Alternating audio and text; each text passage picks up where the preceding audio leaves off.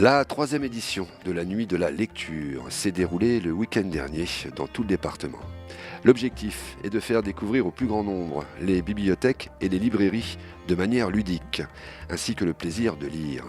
Vendredi dernier, au cœur de la médiathèque de Torigny-sur-Eaureuse, les gourmands de l'Heureuse ont fait vivre aux participants des moments extraordinaires à travers des lectures à haute voix sur le thème de la gourmandise et de la nourriture.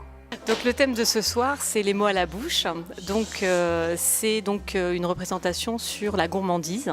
Donc nous allons interpréter plusieurs textes qui sont basés vraiment sur le rapport à la nourriture. Alors c'est un événement annuel au niveau national et l'an dernier on a eu vent de cet événement et on s'était dit et pourquoi pas nous, on n'essayerait pas et on s'est dit on va se donner une année pour préparer et pour 2019 on fait la nuit de la lecture.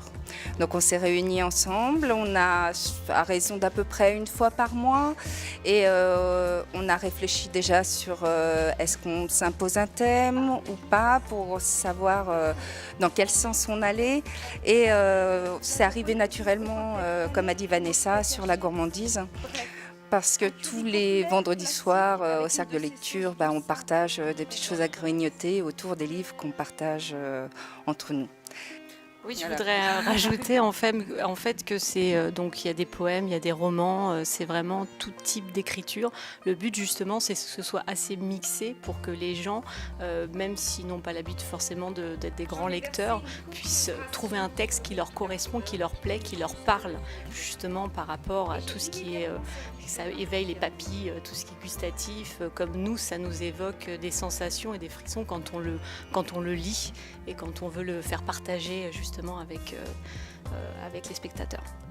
Alors justement, ça se passe le soir. On s'était dit c'est sympa de proposer de la lecture, du moins des textes, et en même temps, les gens vont se demander est-ce qu'on mange avant, est-ce qu'on mange après, et on s'est dit mais on va partager ce que nous on partage les vendredis soirs en cercle de lecture.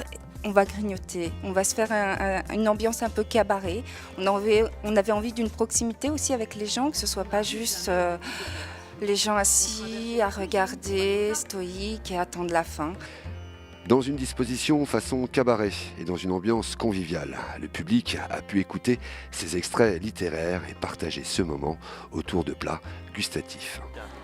Alors j'ai trouvé cette première partie assez éclectique, disons, au niveau des lectures, avec des lectrices formidables, qui ont une façon de lire tout à fait intéressante et qui nous ont présenté des textes qui, pour certains, j'en connaissais un sur l'intestin par exemple, qui est extraordinaire, et puis des textes que je ne connaissais pas, qui donnent une ambiance formidable.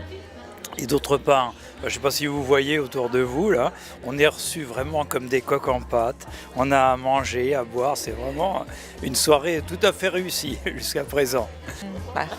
Je dirais très intéressant, c'est très varié, mais ça, elles sont dans le texte, donc on imagine, l'imagination, elle peut faire son chemin aussi en même temps.